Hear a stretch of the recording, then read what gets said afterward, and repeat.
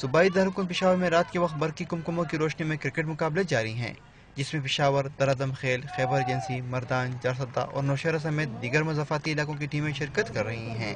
تراویح پڑھ کے یہاں پہ انجوائمنٹ کے لیے بھی لوگ آتے ہیں، کافی دیکھنے کے لیے کافی دور دور سے ٹیمیں آئی ہیں۔ کھلاڑیوں کا کہنا ہے کہ ان مقابلوں سے شہر کی رونقیں دوبارہ بحال ہوئی ہیں۔ حکومتی سطح پر اس قسم کے ٹورنامنٹ کا انعقاد کیا جانا چاہیے۔